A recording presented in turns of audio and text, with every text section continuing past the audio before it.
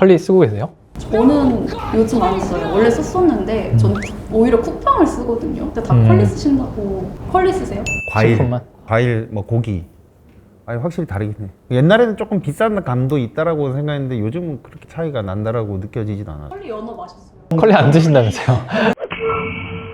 그래서 이 컬리가 작년에 3분기 때 흑자인데 요거는 흑자가 약간 좀 뭐랄까 내 개인적인 생각은 옹졸한 흑자다. 모두들 좀 법인카드를 덜 쓰셔라 뭐 이렇게 만든. 영업이익 흑자나 이런 게 아니고 우리가 에비타라고 하거든요. 이게 이거예요. Earning before interest, tax, depreciation, amortization.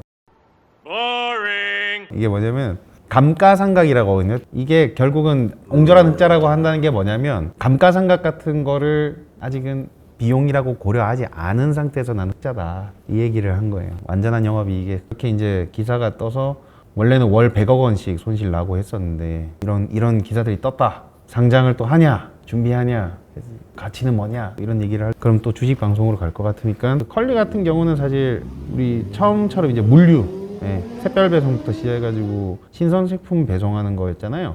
거기서부터 출발했던 거고 우리가 쿠팡처럼 여기도 그러니까 물류센터 유통 채널을 만들어야 되니까 물류 채널을 만들어야 되니까 운반비 하는데 이제 인프라 넣고 그다음에 마케팅 엄청 마케팅 많이 했죠.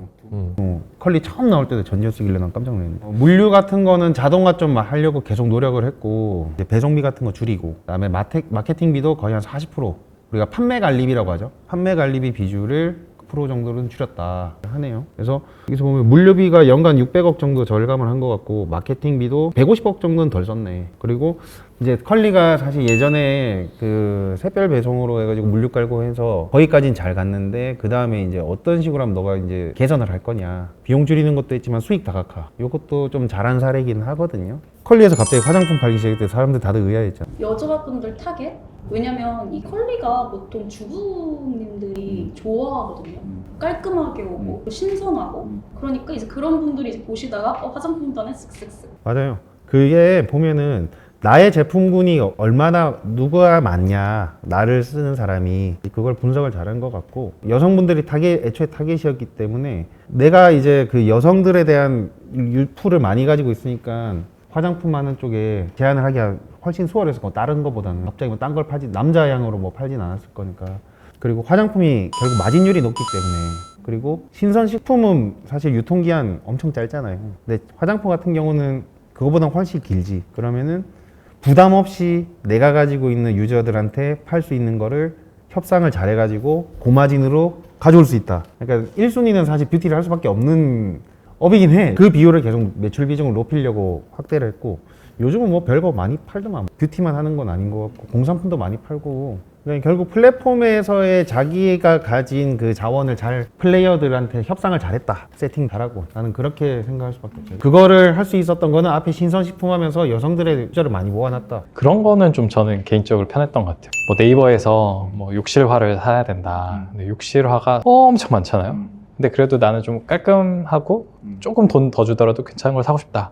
근데 네이버는 너무 많은데 컬리 가면 몇 개 안 나오거든요. 그래서 그런 측면에서 좀 편하게 결정할 수 있는 것 같아요. 그 컬리가 브랜드 이미지가 약간 그런 거긴 해. 신선식품 배송이라는 게 그냥 식품 배송보다는 좀 더 프리미엄 느낌인 거고 그런 입장에서 이제 그 잘 선별해서 갖다 놨다는 느낌이 있으니까 조금 더 가격을 올려서 팔아도 충분히 다른 데보다 믿고 산다. 여기도 보니까 그러니까 컬리 뷰티 컬리 매출 비중을 거의 한 2배까지 확대를 시켰어요. 8%에서 30%까지 확대했다고 하네. 신선식품 비중이 줄고 요런 것들. 그리고 이거는 거래량 폭발이라고 뭔가 뜬 게 있는데 얘들도 약간 그런 거 쓴 것 같아요. 알고리즘을 잘 활용한 것 같아요. 여기 보면 영남 지역의 입점률 200% 증가시켜서 이거 왜 그러냐 했더니 데이터 기반에서 지역에 맞는 상품 그런 거 그래서 쭉 끌어올렸다.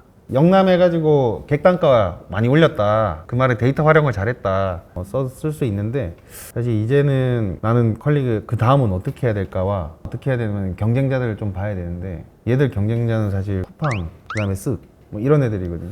나는 그들이랑 경쟁할 때 컬리는 굉장히 불리한 위치라고 난 생각을 해요. 자금력이나 카테고리 확장이나 쿠팡 같은 경우는 이미 너무 많은 범위를 확장을 해놨으니까 분야라는 게. 그러고 컬리는 사실 식품이랑 뭐 이런 거에 한계가 있는 거고 쓱 같은 경우는 아무리 돈을 까먹어도 예, 재벌이 망하지는 않을 것 같다는 생각은 들어 사실적으로. 그러면 이 컬리는 어떻게 할까 했을 때 뭐 치킨 게임을 할 수도 없고 더 공격적으로 뭔가를 할 수도 없고 사실 그래서 나온 이제 결과들인 것 같은데 우려되는 건 이거예요. 흑자 전환을 한 것까지는 오케이인데 그 이전에 봤던 얘가 마지막 밸류가 뭐예요? 얼마였지? 2조였나?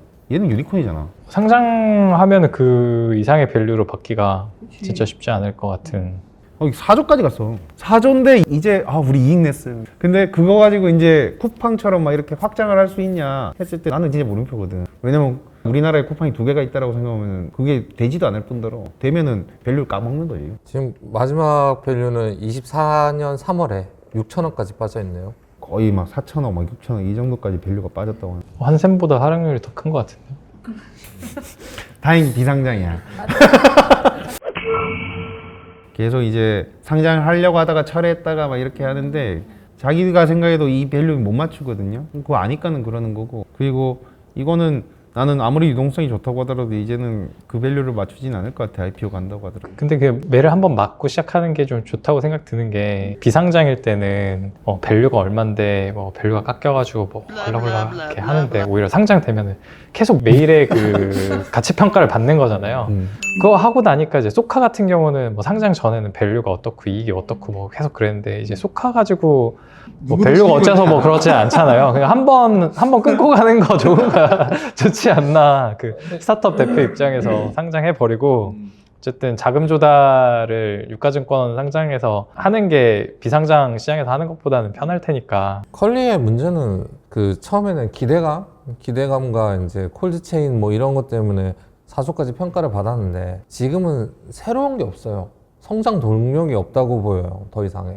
그럼 이게 이제 참 턴어라운드도 중요하긴 한데 턴어라운드를 하면서 얻은 이 인사이트 가지고 충분히 이제 스케일업 할 수 있는 거를 계속 고민을 해야 된다라는 게 내가 하고 싶은 얘기고, 여성 고객들 상대로 하는 거 말고도 뭔가 성장 동력을 찾아야 될 것 같다 여기는. 그렇지 않으면은 그 밸류는 못 찾을 것 같다. 이게 단순히 시장을 옮기면 나는 확장을 해외로 가면 된다 라는 단순한 거 가지고는 이건 절대 못해.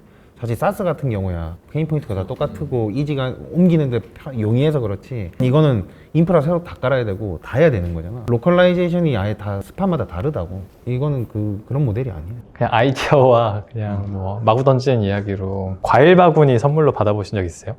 과일 박스는 받아봤는데. 그 출산 때문에 그 과일 바구니 선물로 받아본 적이 있는데 이제 회사에서 보내주는 거였어요.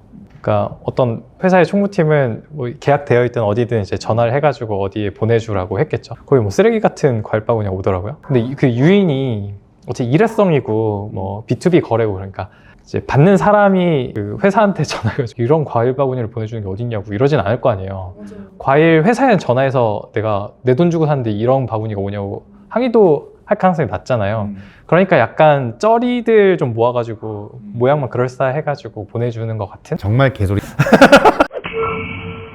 다른 턴어라운드를 필요로 하는 회사들도 근데 사실 이런 자기들 지금 문제를 해결을 해야 되니까 이런 사례들을 좀 잘 벤치마크 해가지고 결국은 이것도 비용 낮추는 거와 이익률을 개선하기 위한 거랑, 그 이익률을 개선은 지금 여기서 다 봐도 알겠지만 프로덕트 믹스 개선이거든. 볼륨을 키운다기보다는 사실 이제 내가 가지고 있는 풀 안에서 이 이익률이 높은 거를 우선순위를 계속 두고 볼륨을 키워가는 전략을 하겠다라는 게 맞는 거니까, 이제 구분이 되기 시작하면은 당연히 비용은 효율이 나거든. 그렇기도 하니까 이런 식으로 잘 짜가지고. 네, 잘 하시겠죠, 컬린. 결국엔 본질적인 사업을 잘 하면서 그 안에서 이제 여기서 말하는 수익 다각화라는 게 아주 기존에 없던 신사업을 하라는 게 아니고 그 안에서 제품 믹스를 잘해서 그 매출 좀 본질적인 사업에서 흔들리지 않는 수준으로 하고 비용을 결국 효율화해야 되는 거죠. 이게 지금 스타트업들이 많이 고민하셔야 되는 게, 지금 당장 장사가 안 된다고 나는 새로운 사업할까 이게 아니고 내 본질이 흔들리면 결국 안 된다는 거죠. 한샘의 사례도 그렇고 마켓컬리의 사례도 그렇고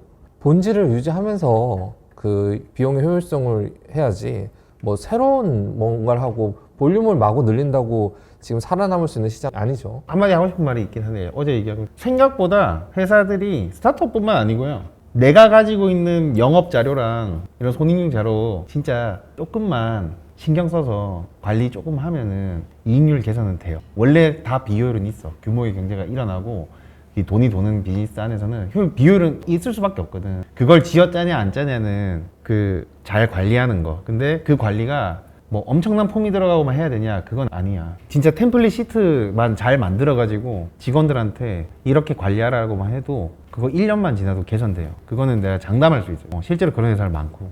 다른 거 없어. 이거는 엄청 거창해 보이지만 그건 있어야지. 그러니까 이익이 낮은 거랑 높은 거랑 했을 때 높은 걸 많이 팔자를 확인하려면 어느 게 높은 게 나은지 판단하는 거. 스타트업이 운영하는 것 자체가 약간 인생과 닮아 있는 느낌. 성형을 해도 원본이 손상되지 않는 수준에서 성형을 해야 그 사람이 아이덴티티가 있는 거지. 그냥 예쁜 거 다 갖다 붙이면은 천편일률화되면은 매력이 없잖아요.